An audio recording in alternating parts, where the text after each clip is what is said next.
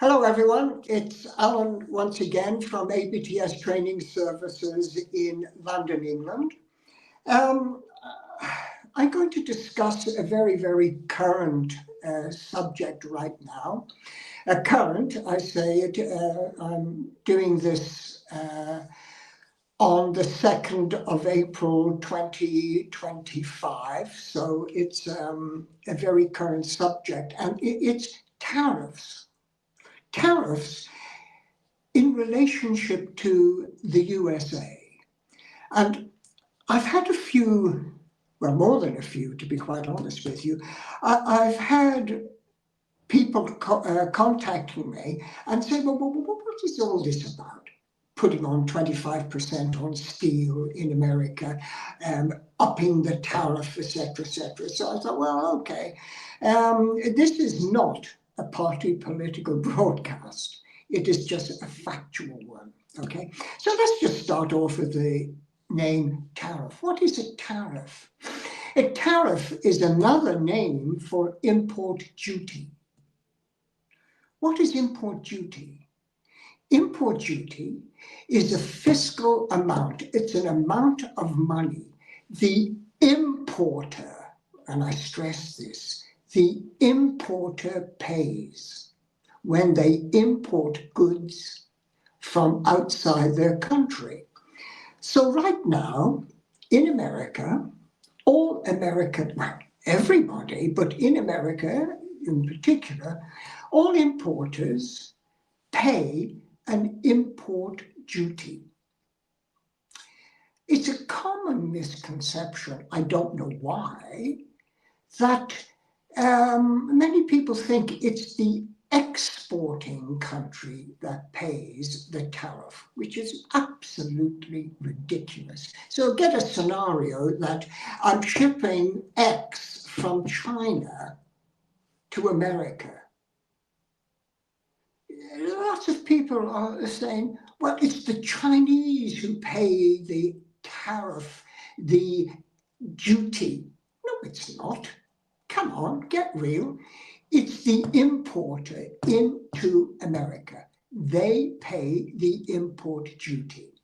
So by hiking up your import duty, say 80%, 100%, what's going on? What's going on here? Now, I'm not a world economist, far from it. I can barely manage my own finances.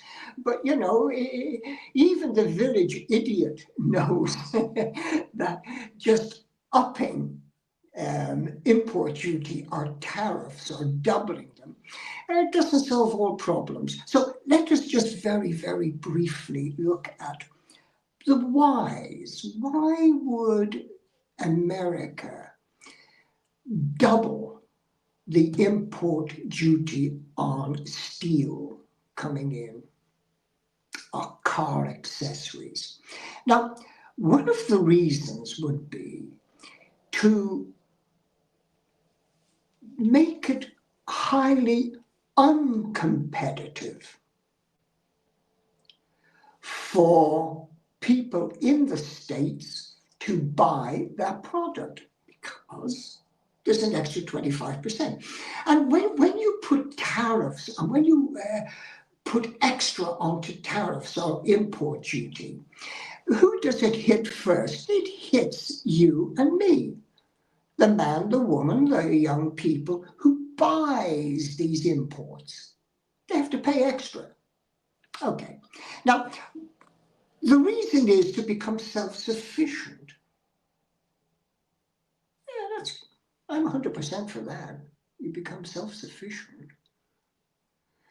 But how can you become self-sufficient if you haven't got the technology, the manpower to become self-sufficient? It's okay saying we're going to make our own cars. We're not going to import vegetables. We're going to do it all ourselves. Yeah, great, if you can do it yourself.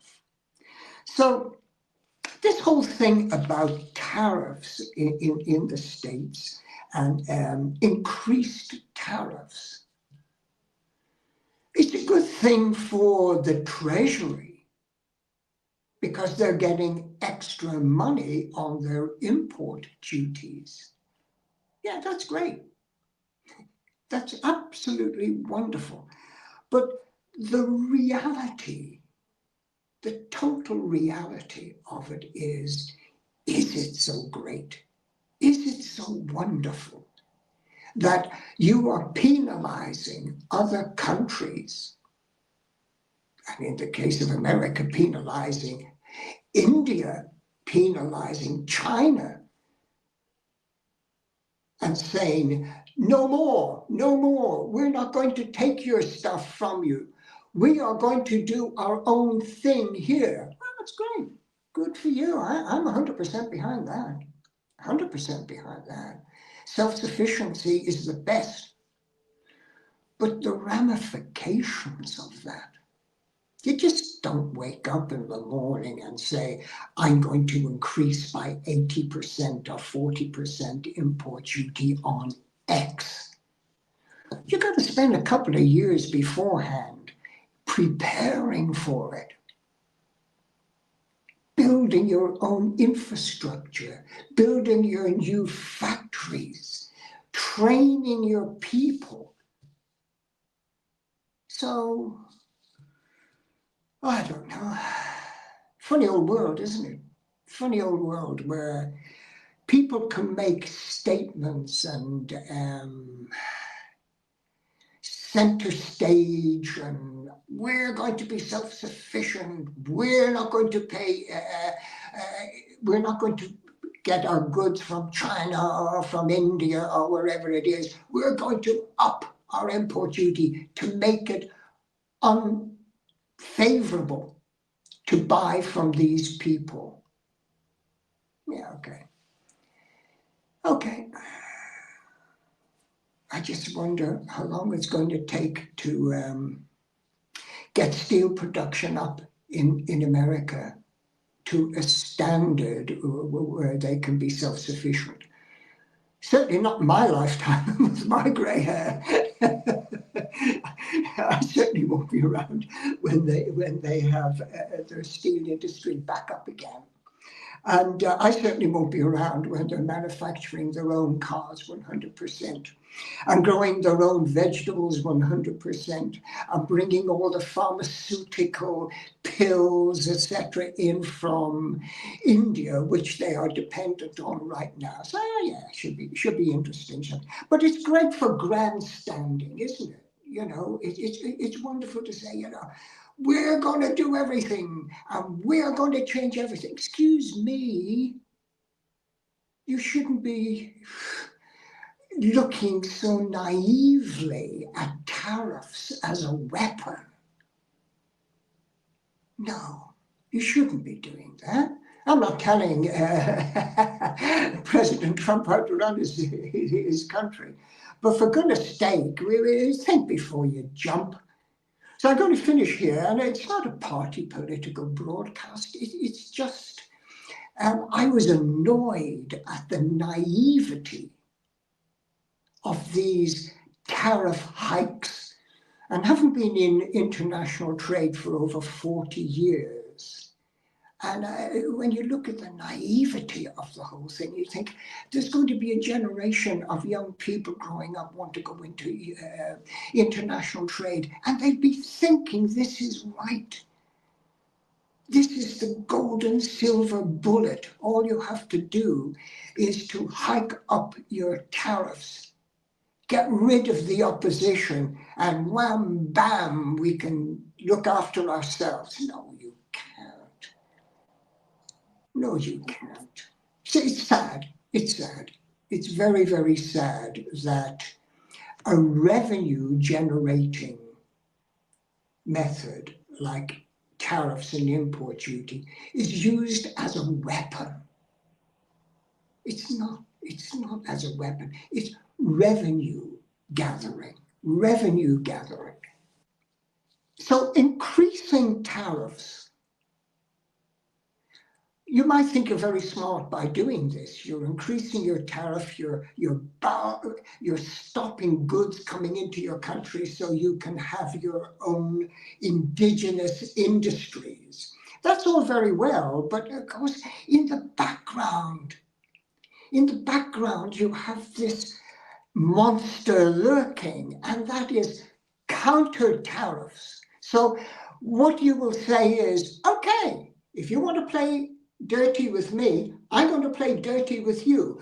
I'm going to impose on your, like in the case of soybeans going from America to China, the Chinese can say, I'm going to put a 40% on your soybeans. So what happens in a nutshell? The soybeans producers in the state have to be subsidized by the government because China ain't buying their soybeans from them. So this smarty pants idea of putting these extra tariffs to stop your people importing from a particular country, a particular object, and saying, aren't we clever because now we're going to make it ourselves. Do you think all these people are just sitting there and twiddling their thumbs and saying, yes, America, yeah, that's okay, yes, we can live with a 50% increase? No, people are vindictive. People want revenge. So what do? They say, okay, America, right, we are now going to impose very high tariffs on your products. So the bottom line is this: isn't there an easier way? Isn't there a more ethical way of trying to build your own industries and wean off importing everything, which I agree with? But just using a sledgehammer to put on these massive increases in your import duty or tariff to bar people selling to your country is very naive, long-term, extremely naive. You know, I've been around the block for 40 years in trade. I've seen this before. It's naive. It doesn't work. Unless you have prepared years in advance to build up, in the case of America, its steel industry, its car industry, its agricultural industry, like a 20-year plan, a 15-year plan. And then when you're ready, you can say, we're self-sufficient. We're self-sufficient. We don't need you anymore. But to wake up one morning and to stand up in front of the world and say, we're imposing these very high tariffs because we want to be self-sufficient, is not being able to see to the end of your nose. Okay, so there you go. Why has America imposed these very high tariffs?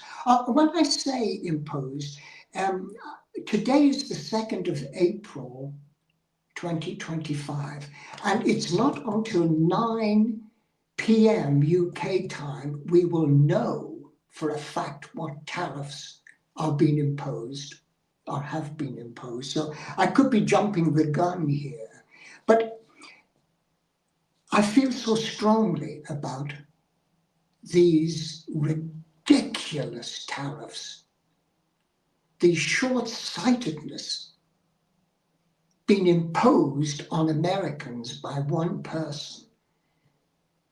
And all I can say is, I hope people wake up to the fact that this ain't a good move. It's a very bad move. It's a vindictive move. It's showing muscles and flexing your muscles when you don't have to. Okay, I'm going to end here. I've taken up a lot of your time. As I say, it's not a party political broadcast, but being in international trade, as I say, for over 40 years, I've been there, saw that.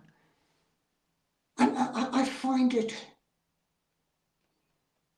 sad that a powerful, wonderful country like America can be dragged down into such a state by one person who's trying to tell everybody, don't worry, everything is going to be wonderful and there'll be a little glitch in the system, but hey, never mind, you'll be driving your American car this time in 4 years' time, you know. And all I would say to people like that is get a life. Get a life. Grow up. Grow up. Talk to people that know international trade, not Johnny come lately. Okay, so I'm going to leave it there and wish you all the best. Take care now. Bye.